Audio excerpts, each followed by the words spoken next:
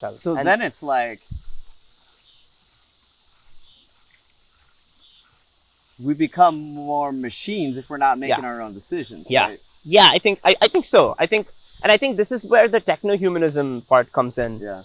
So the technohumanism is the like, okay, we realize there are ways to game this. Mm-hmm. There are ways that we can make our own designer babies. There are ways that you can prevent your muscles from atrophying if you undergo some bad injury or something like that, and you eliminate death to the point where it's not like unless you have an accident, right? Or it's like a very low chance that you'll die of natural causes or whatever it is.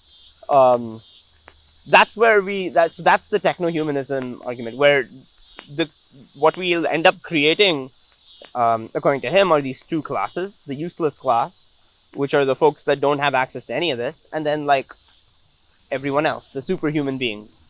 Now, one might argue, and this is another great line, one might argue is that the healthcare tech that the useless class has access to is going to be infinitely better than what we have access to today. Right, which is great. But, if you tell a farmer in rural Europe in the 1600s, hey man, I know that you hate this now, or in the 1700s, right?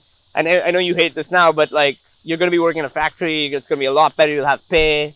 So your struggles now are for a good cause. Like, you're not going to care, no. Right? Like,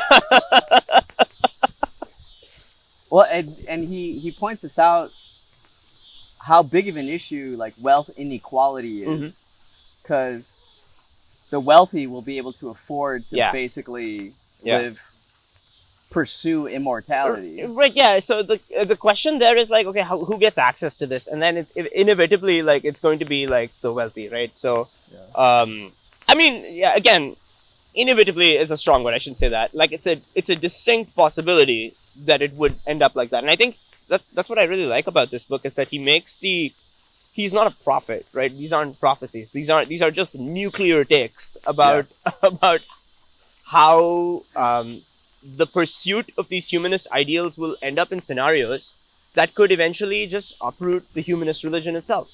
Yeah. If the algorithms are better at making decisions, why do we need the useless humans? Right. Right? If we can all just pool our information, and gather much better information about potential pandemics, about car accidents and where to go and stuff like that, then why do we need the human aspect of it?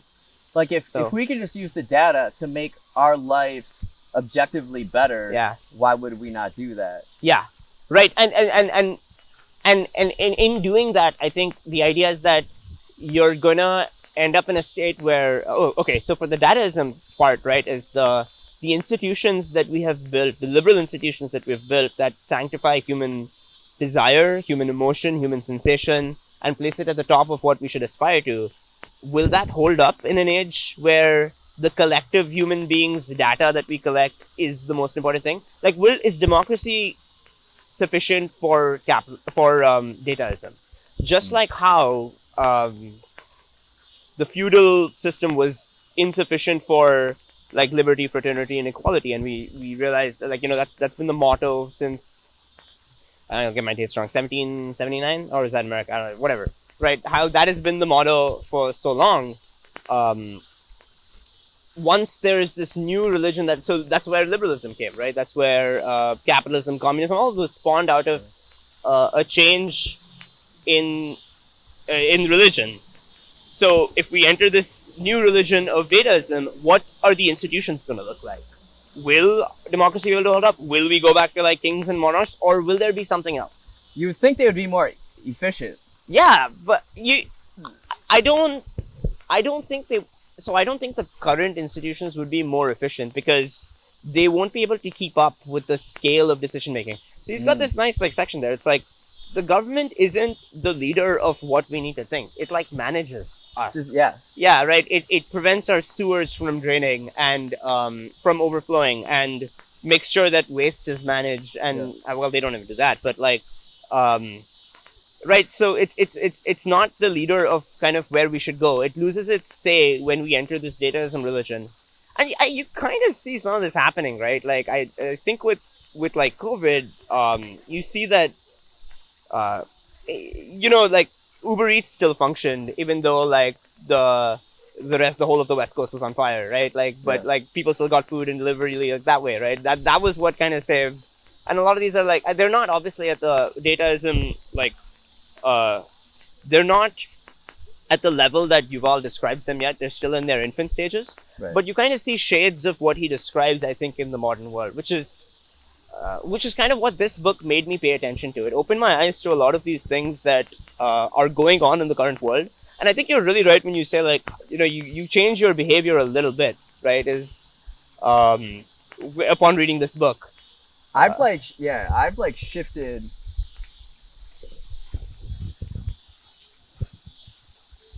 I would say this. I wasn't someone who really sought out knowledge on science and technology and biology and physics before I read this book. Yeah. Okay. And then since then, I've really, I wouldn't say I've become obsessed, but I'm definitely more aware, and I want to know more information about all these different things. Yeah. Whether it's, it seems like in this book, I don't know where this is originally from, but like the big breakthrough of the first half of the 20th century was physics. And then the second half of the 20th century was information technology. Okay.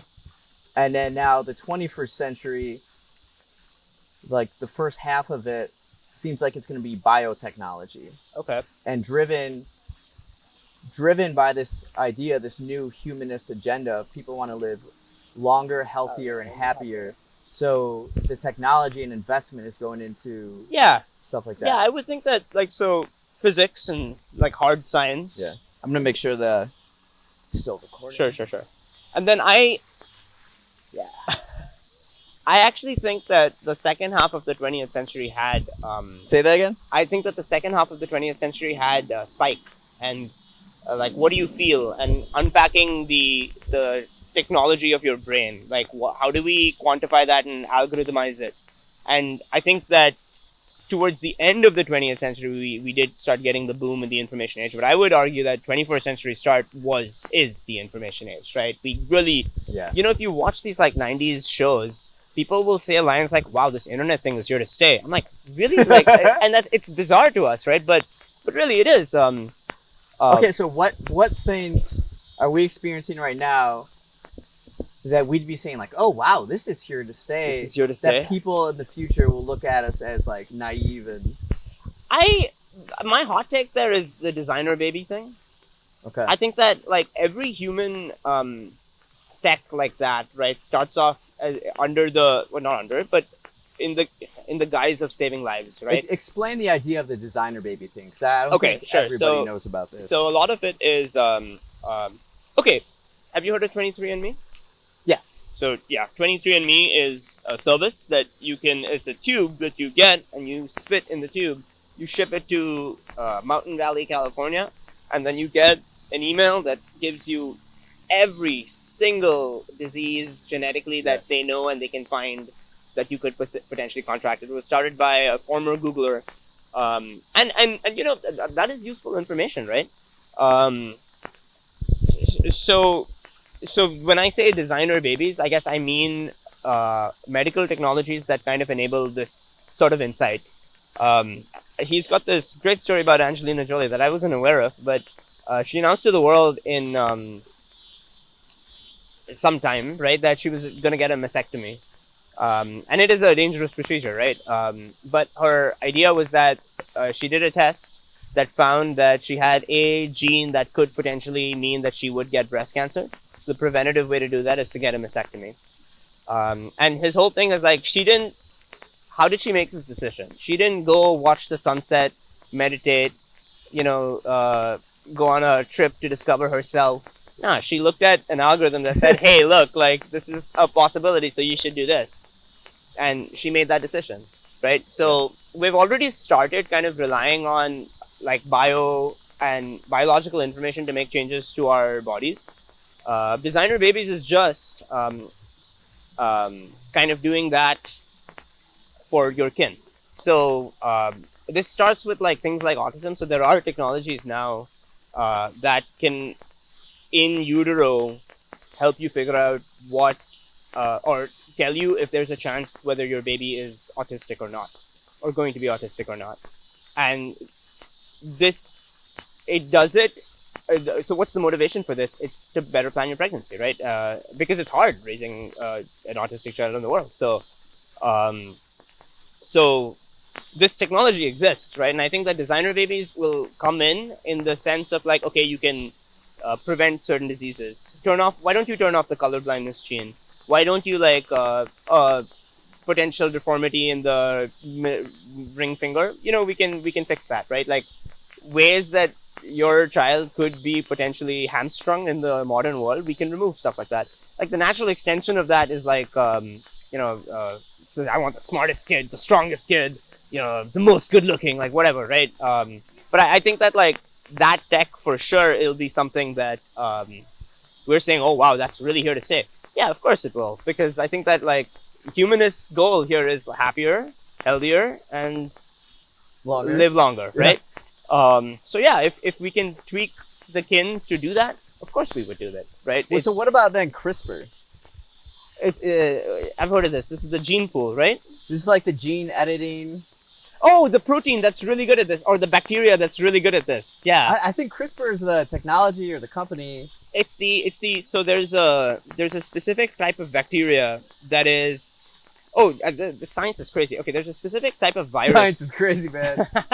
There's a specific type of virus that is lethal to bacteria, and it does it by finding a specific gene, I think, and replacing or putting its own gene over there, and that just kind of allows it to infect the bacteria, and then it'll always stay within that, because as the bacteria multiplies, that virus is always going to stay with it. Bacteria have a really amazing way of dealing with this, right? They have this certain enzyme that is able to go through every single one of its genes and identify that one exact foreign element and replace it and remove it so that it doesn't continue. We have figured out how to take that particular enzyme inside of bacteria to target specific genes. So that is CRISPR, I